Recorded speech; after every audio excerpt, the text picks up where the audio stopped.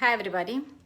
So today I'm going to talk about liver and gallbladder and how they're connected with our digestive system.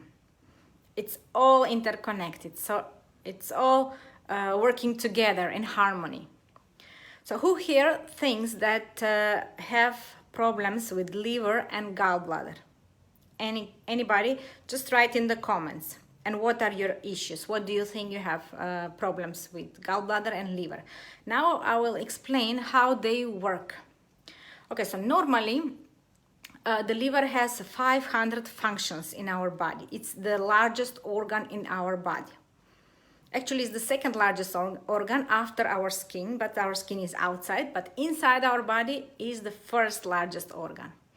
And it performs 500 functions, of which is storing glucose, like for energy, and we get glucose from the food, right? And when we need it, like for the brain, for the muscles, it releases in the blood whenever we need it, right? But if we are consuming more glucose and storing more than we need, than we spend, then it's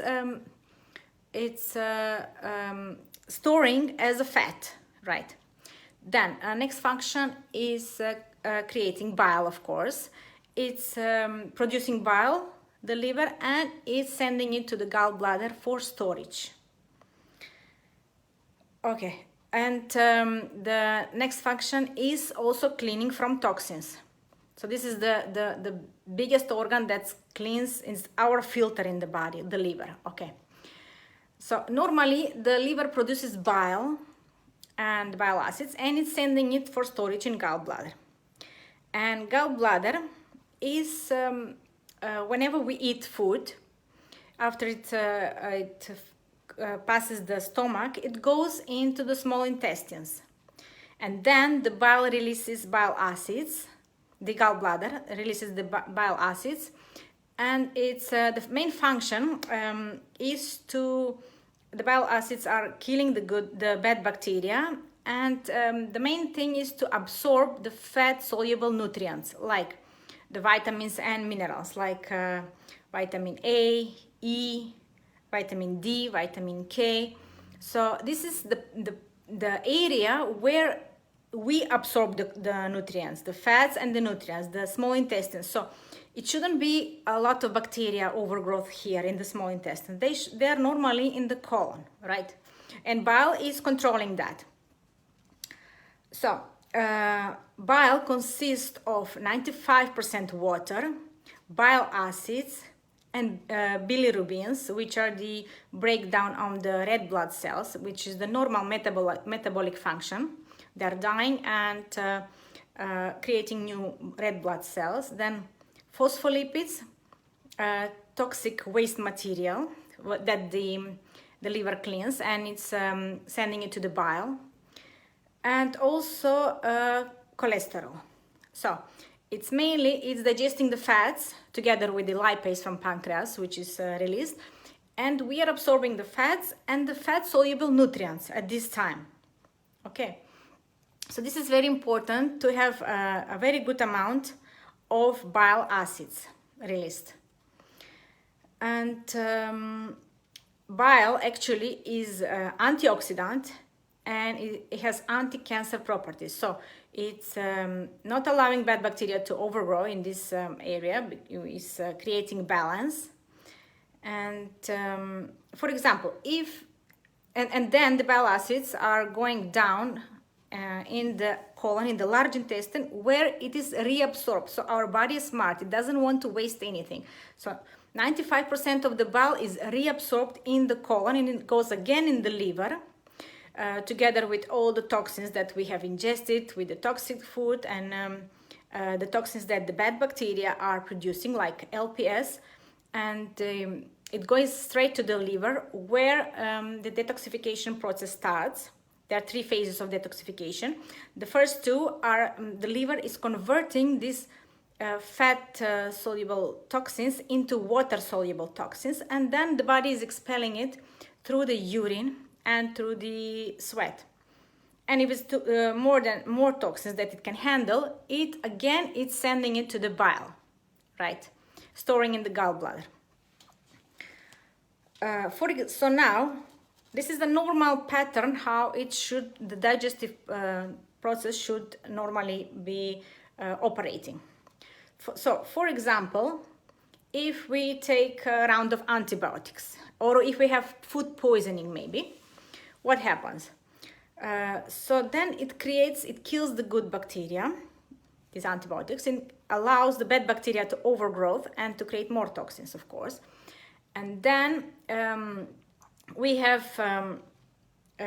symptoms like, because in the small intestine there will be more bad bacteria, and then we'll have bloating, cramps, and pain, right? So then we will have like SIBO, small intestinal bacterial overgrowth, and then we'll have production of LPS and more toxins in the small intestines when they shouldn't be, right?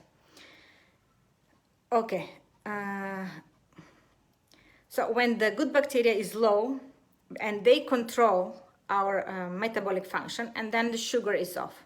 So then we have metabolic functions like we gain more weight, and we are not metabolizing fat good and not getting the nutrients from the fat. Okay.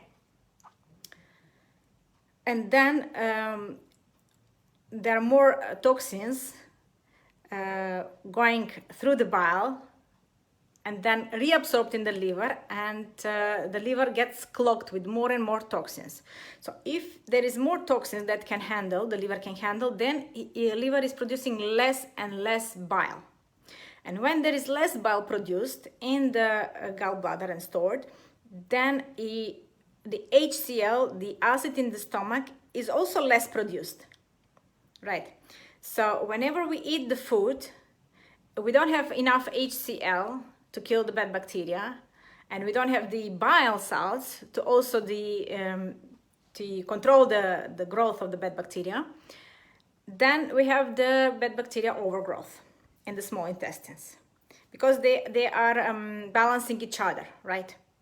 Normally, if we are eating food and the HCl is produced, and the esophagus sphincter, the muscle which closes the hole, when there is enough food there, when there is enough HCl produced, then it closes, right?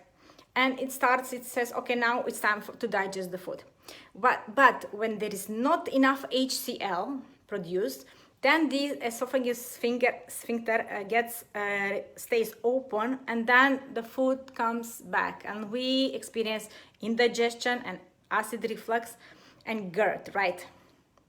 So this is all connected, right? With all our digestion is connected with how our liver and gallbladder function, right? Okay, so for every meal, liver releases bile 15 times. So it circulates the bile 15 times for one meal. And it gets back to the liver, and again, it's produced. So, as we said, the bile acids from the gallbladder, from the liver that are produced, have 4 functions. The number 1 is allows to assimilate the food as much as you can, before the bacteria gets to the food, because they are in the colon, right? So our assimilation and absorption for our body happens in the small intestines. So this is where the bile is very important, to assimilate and absorb the fat-soluble vitamins and absorb the fats, right? Number 2 is maintain healthy balance of bacteria, healthy balance of the bacteria in the small intestines, and low levels of bad bacteria in the small intestines. Number 3 is protect from pathogens in the beginning of the small intestines. So it protects, it doesn't allow them to overgrow. And number 4 is helps our body detox as well. So it's taking the toxins to the liver, where they convert to water-soluble toxins and expelled through the urine, okay? People who have histamine issues and skin issues, they have clogged gallbladder, also with toxins. And also bile is very important for absorbing the calcium. So people who have like problems with stone, with gallbladder stones and clogged gallbladder, or who have osteoporosis, that means that they have problem with gallbladder.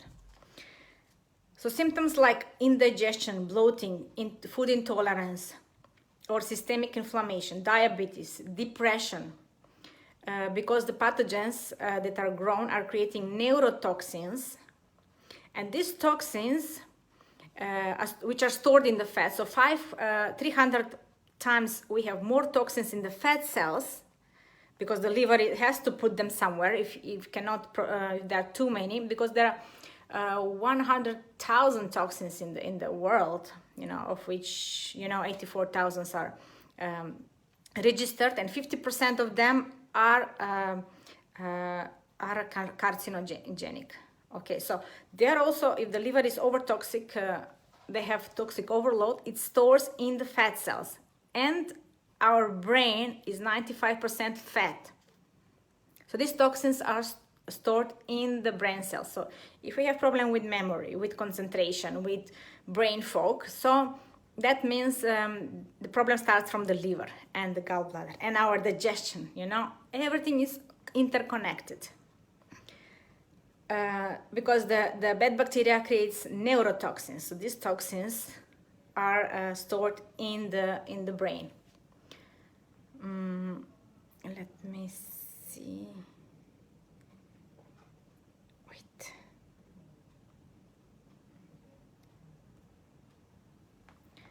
If you have any questions, you can write in the comments, so I see the comments and I can answer right away. So if you're feeling depressed, loss of muscle, loss of bones, you see you cannot absorb the nutrients easily, properly, and you have your skin gets affected, teeth also gets affected, and if your liver cannot produce energy, you feel tired all the time and you cannot sleep. So everything is affected. Okay, so liver needs vitamins to do this function. Which vitamins? They're vitamin A, D, B12, iron, and copper, and glutathione. So it needs to perform its function. So if you're low on these vitamins, the liver cannot perform their function easily. Every 6 months we have a new liver. So liver cells regenerate. This is the best organ, best thing that our filter can regenerate. So every 6 months we have turnover of cells, and we have actually a new liver every 6 months. And if we have a fatty liver, like I said before, the toxins are stored in the fat and from excess glucose also. If we have a fatty liver, it creates scars, cirrhosis, and cancer. Yeah, and fatty liver is most common, and it's on 1/3 of the people in the Western world has fatty liver. That's called non-alcoholic fatty liver. We don't have to drink alcohol to have a fatty liver. So it's from toxins. It's, as I explained, it's from toxins, from fat stored, from glucose, from eating sugars and carbs. In 2008, they tested there were 10 toxins per cell in our body, to 500 toxins in 2018. So only in 10 years, it's 500 toxins in a cell, from 10 toxins. And when we have like fatty liver, as I said, it's less bile produced. So when the liver is toxic and it's fatty and it's clogged, it cannot produce enough bile. So then our digestion is affected, so we cannot assimilate the nutrients, we cannot digest the food, and then we cannot control the bad bacteria to keep them in check, so they overgrow, they create more toxins, so it's a vicious cycle, you know, everything is interconnected, and we experience digestive problems. Okay, so there are 4 types of bile salts produced. There are primary bile salts made by the liver from cholesterol. So we need cholesterol. It's not the bad thing. Cholesterol, it's actually our protective mechanism. So when we have like scars or some damaged cells, let's say in our blood veins, the cholesterol is coming to help to put like a band-aid, you know, to cover up the scar. But if we again eat the same thing, there is a toxic, there is bacteria, viruses, and our immune system is producing cytokines, killing these toxins, and there is collateral damage. Of course, it's damaging the tissues, and again, it's creating scars. And then our cholesterol comes for help to cover up the wound and put a band-aid, and it's putting again band-aid and again, and then we have our veins are all full with cholesterol. So the fault is not to the cholesterol, but to the damage that we are constantly doing with our inflammation in our body, constant chronic inflammation, right? So we need cholesterol. So the bile salts are made from cholesterol in the liver, so we need that one. Secondary bile salts, so that were primary. Secondary, there are 50 different types of secondary bile salts which are made from the bacteria in the colon, in the large intestine. So with digesting the primary bile salts, they're creating secondary bile salts. Like which one, the famous one is called TADCA, taurosodexochloric acid, it's a difficult word. And this is very, very good bile salt. And number 3 is conjugated, bound to taurine and glycine, and no conjugated. So 4 types of bile salts. So taking TADCA as a supplement is good, which is supporting the 3 phases of detoxification in the liver, okay? And improves the bile flow by 250 times. Improves the bile quality and encourages more TADCA to be produced in the body. TADCA also stabilizes the mitochondria when they are toxic, so reduces the permeability of the cell, so free radicals cannot go in the cell, so it stabilizes, it saves the mitochondria not to be damaged, and so more energy can be produced. And it also lowers the enzymes, the liver enzymes, the ALS and AST. So TADCA also can enter the blood-brain barrier, which is very, very important. And they have noticed that if taken TADCA 1 hour after stroke, it increases the bile acids in the brain, improves neurological function, and produces mitochondria and reduces mitochondria swelling. It can save people, right? But natural TADCA production, we know that TADCA is produced from the bacteria in the colon, digesting the primary bile salt, but it can be inhibited by gut disbalance, if we have gut disbalance, so more bad bacteria overgrowth than the good one, pathogens, parasites, yeast, liver stress, like fatty liver, systemic inflammation, gallbladder function issues, like if we have clogged gallbladder or gallbladder stones, or if we have gallbladder removed, right? Or chronic diseases with kidney disease, liver, heart, or brain disease. Okay, so what are the symptoms to watch for if to see if we have liver or gallbladder issues? Okay. So liver, if we have this issue with problems with anger, if we have like no goals in life or no future to see in our life, so that means we have problems with our liver. Dry eyes are liver problems, clogged liver, fatty liver. And with anger is connected also with feeling depressed, frustrated. If we have a soft voice and angry inside, trouble making plans, stimulant abuse, and hopelessness, hard time making habits, easily frustrated over planning, competitive, irritated easily, comparing with with other people's, self-directed anger, like you're angry at someone, but you are angry actually that you allow that to happen, right? And your problem with gallbladder, if you think you have problem with gallbladder, the symptoms are Like if you're delaying things, like you don't want to focus on finishing your things, you're delaying it for tomorrow and tomorrow and day after tomorrow, then like you have blockage, you have judgment problem, you're judging people too much, pushy, problem with hierarchy, and hard to sit still, can't stay if it's not everything in order, concern with judgment, judging other people, depressed, anger, difficulty decision making, frustrated. That's also showing that you have gallbladder issues. Okay, so the thing is, it's not are we toxic, but how much toxic we are, because toxins are everywhere in our around us, right? Too many toxins, more and more in every day in our life. Okay, so